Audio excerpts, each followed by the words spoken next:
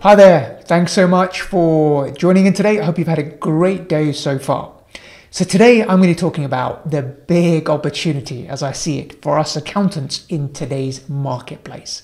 How we can 10x our fees from this big opportunity.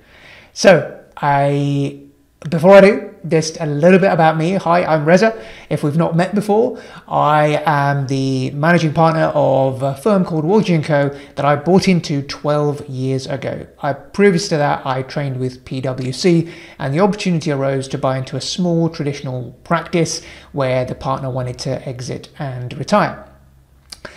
Since then, 12 years ago, I had no idea what I was doing initially, but then learned from mentors and coaches and managed to transform the practice to where it is today. We've quadrupled in size. We're nearly 900K turnover with just 7 employees. Profit margins have gone from 20% to 50%. And I'm able to step away from the practice, and the practice kind of runs without me. And over the last 18 months or so, I have started to coach and mentor other accountants to build more successful, profitable, and impactful accounting firms. Anyway, that's it from me. Let's get into the meat of the discussion for today. So what am I planning to cover? Well, we only have 20 minutes, so I won't be able to do a deep dive on this, which is what I would normally do when I'm running my monthly training sessions.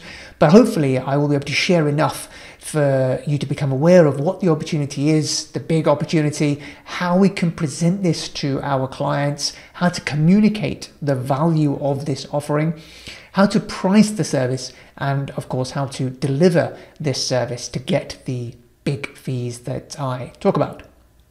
So, first things first, is compliance dead? A common area of debate within the accounting circles in this day and age. Is compliance dead? Far from it. Compliance is far from it dead in my view. Compliance is in fact thriving. It's the foundation of everything we do. Although people say you need to be doing advisory, but actually without the fundamentals, without the bedrock and the foundation of having accurate numbers to hand, we cannot possibly provide any type of advisory services if the financials aren't in good order. So compliance is actually our bread and butter. We should be so grateful to compliance because we're able to do compliance a lot more efficiently these days than we ever have had in the past. The ability to collaborate with clients through cloud software has never been the case before in the past 10 to 15 years.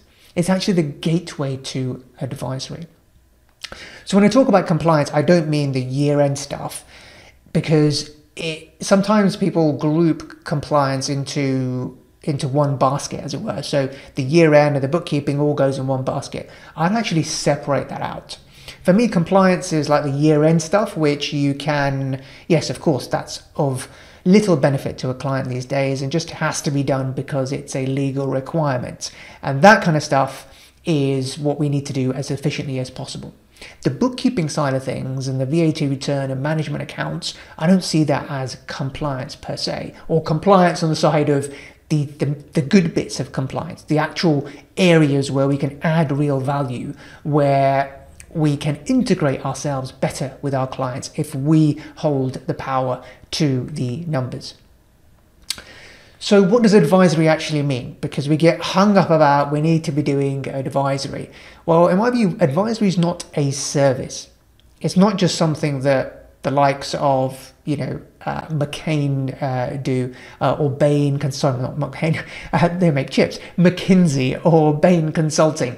We don't need to be doing what those guys do in terms of strategic planning and, very high level stuff. Advisory is simply a way of working. And when we have the fundamentals to hand, us providing meaning to the figures, us being on hand to answer our clients' questions, us being on hand to help them navigate the world of business and numbers and finance, that's all advisory work. You are doing advisory already, you perhaps just don't know it. Because the dictionary definition of advisory is to be able to be in a capacity to provide advice or opinions and which have the power to make recommendations. So we're all doing that to some extent. So there's two factors really which make up the journey to high value advisory, and they are integration and reliance. The more integrated we are to our clients and the more reliant we are to our clients, then the more valuable we will be. The more we will be seen as that trusted advisor that we all say we are or want to be. So have a look at the chart that you can see on the screen here. Where do you think you fall? So if we talk about the top right-hand quadrant, which is the area that we need to be in if we are to have full reliance and full integration with our clients. What does that entail?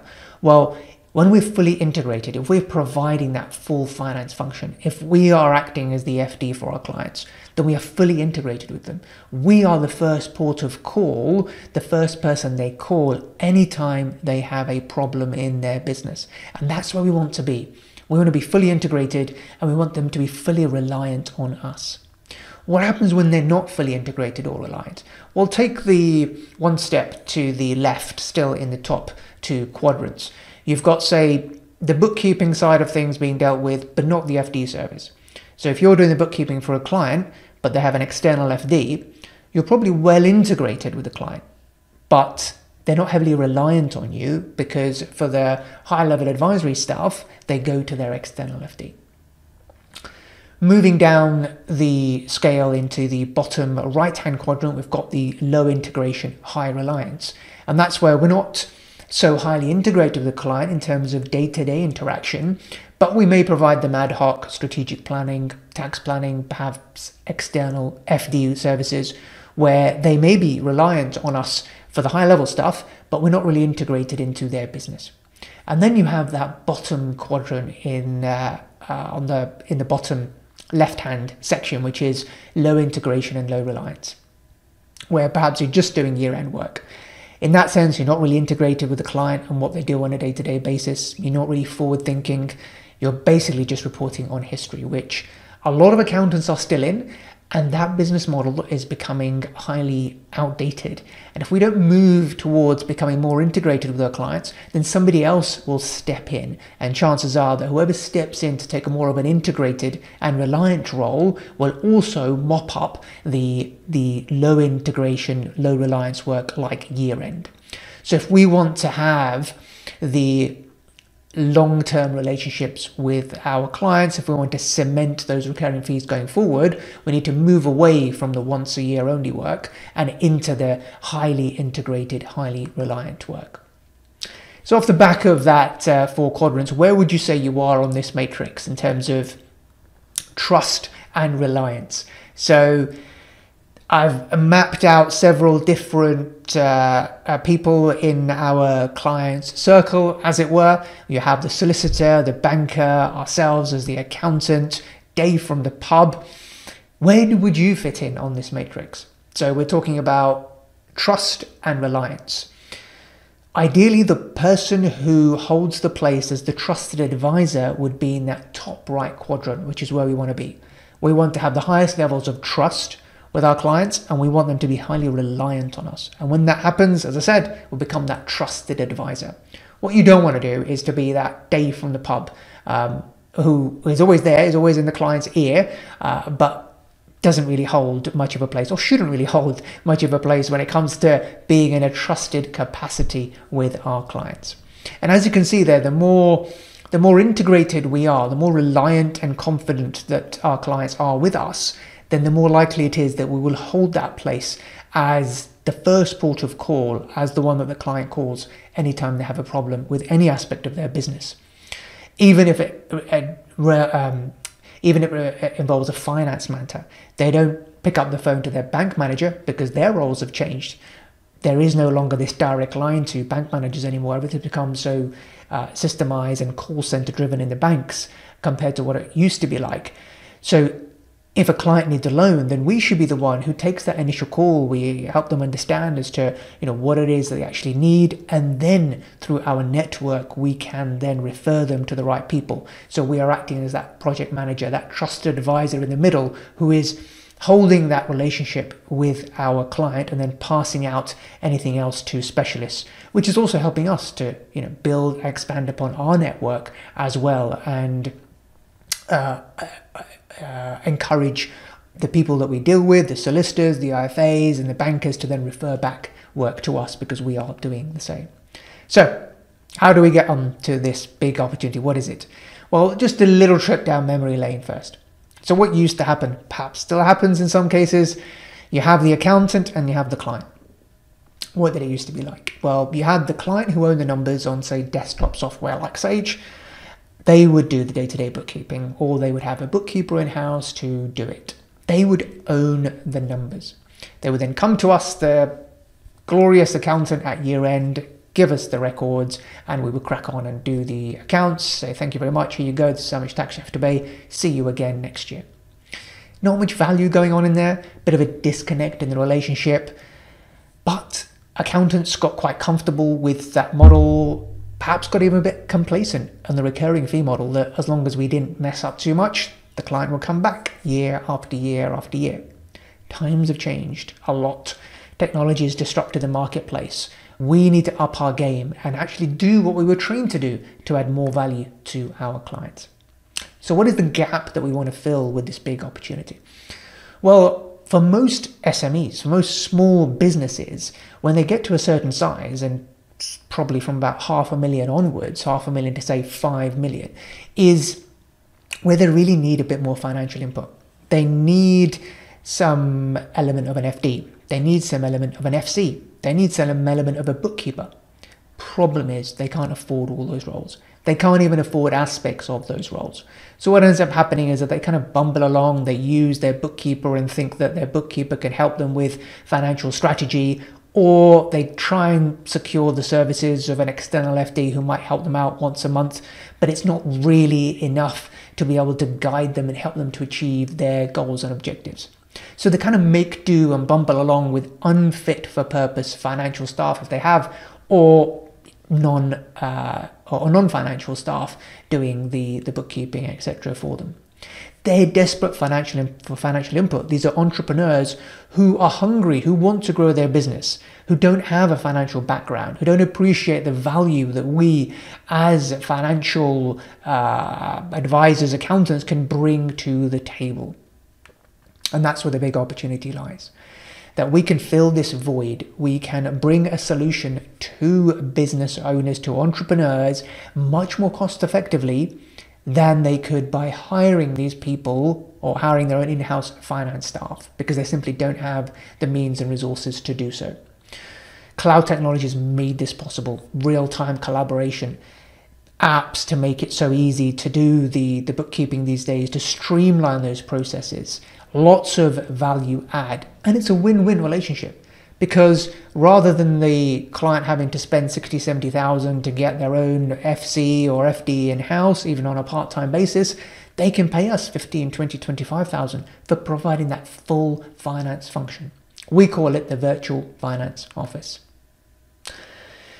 So that's the big opportunity. When you own the numbers, and that's critical here, whoever owns the numbers, whoever has control over the numbers, and by that I mean the data, the financial data that goes in, essentially the bookkeeping, owns the relationship. And if we don't own the numbers and somebody else does, either in-house finance people or an FD externally, then we lose that control. We lose that degree of integration and reliance, which means that we then fall off the pedestal when it comes to being that trusted advisor. So what we want to be is to be bookkeeper to CFO and everything in between. And that's where the virtual finance office comes in. Ideally, you want to be at the top of the financial food chain, as it were. You don't want any FD hanging around over you. Train up your staff, train up your team and yourself, or hire the right people to deliver this service. It doesn't take much in terms of we are already trained to some extent, and these skills are readily available. Get your own practice right first, practice in your own practice, and you have the ability to provide this service. In terms of actually pricing it, we'll reference the cost of what an in-house FD or FC would cost the client. And that would be a hell of a lot more than what you could provide this service to on a much more cost-effective basis. So what's possible? Well, as you can see on the screen here, these are some of, it's probably a bit too small for you to see, but if I give you an idea, this is just a printout from our last financial year's sales by customer summary. We get between £10,000 and £50,000 a year recurring fees from clients where we are integrated with them to some extent, managing their finance function. From doing their bookkeeping, the management accounting, VAT, providing some element of FD support on different scales, because some customers will need the FD support, others won't.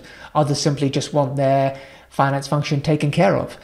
It doesn't mean that you have to do all the bookkeeping. It can mean that they have somebody in-house, an admin person who can take care of the invoicing and the purchase side of things, but you then do the review, and you're on hand, and you're on top of it, and you're giving that peace of mind to clients that it's all taken care of and done correctly, because the chances of it going wrong and the impact of it going wrong can be very costly to a client in terms of time and money. So how do we go about communicating the value of this offering? Well, one thing you can do is to use a brochure, which we do, which I'll show you in a second how that looks. And a brochure helps to demonstrate your expertise, your authority. It gives substance to the actual service offering that you are talking to the client about. It shows the client there's much more to delivering this full finance function than just doing the books. See, what we need to do is to reframe our clients' thinking when it comes to provision of our services, and even reframe how we talk about some services. So bookkeeping in people's minds is something which is kind of low value. So don't refer to it as bookkeeping. Refer to it as taking care of your full finance function and everything that entails. Because it's not just simply the bookkeeping. You're not simply just doing data entry. You are actually putting in place a financial system. You're putting in place an efficient invoicing process. You're putting in place a credit control process so they get paid faster and have more cash in their bank account. You're putting in place checks so that they can ensure that they are reclaiming all the VAT on an expenditure that they carry out, that they're not over declaring their VAT, or they're not under declaring their VAT, which could have severe ramifications for them. You're able to put in systems to give them accurate financial information when they need it in order for them to make the decisions they need to drive their business forward. So here is an example of what our brochure looks like. What I tend to do is to start off with the challenges and the pain points that most business owners face and find when they get to a certain size in their business, where they need some financial input, but they don't really appreciate what and how, what they need. Then anchor that to the cost of actually getting in-house finance staff involved or recruited, and the costs of doing that. And then present our solution as a much more cost-effective way of them moving together, getting the access to the expertise that they need at every level. So an element of an FD role, an element of an FC role, elements of a bookkeeper role, so that they are getting a tailored and bespoke service relative to where they are in business at the moment. And again, talk about, because what we often do is we don't value what we do. We don't communicate our value. We often undersell ourselves and we undervalue ourselves. But actually, bookkeeping and managing the finance function, there's a lot to it. Your typical finance function is made up of several areas, as you can see on the screen here. If you're a Go Proposal user, you'll be familiar with this diagram. It's the apps map, which breaks down the elements of the finance function, from your accounts receivable, your accounts payable, your project tracking, of compliance function, working capital elements. A lot goes into building a finance system, a finance function, and maintaining that for our clients, for them to be as streamlined as possible so that they can make the right decisions, so that they can react when they need it in good time, take corrective action measures because they know what's coming ahead. They're no longer relying on history, but they have a map and they have some direction through the visibility you're giving them through their financial system and their dashboard. So just wrapping up here, I think the next step for us is to go even beyond finance. We're so fortunate in a way. There's been a lot of disruption in our industry over the last 10 years through the technological revolution, cloud accounting, and all the rest of it, that we've been forced to embrace this change, to take that on board our practices and make our practices tech savvy and tech equipped, and to go even beyond that with all the different apps that attach not just to the finance function, but in other areas which link into our finance function. So for example, the way we do our marketing, the way we have our CRM, the way that we our document storage, and we look into all these areas and we ensure that we've got systems in place that talk to each other, that are all connected.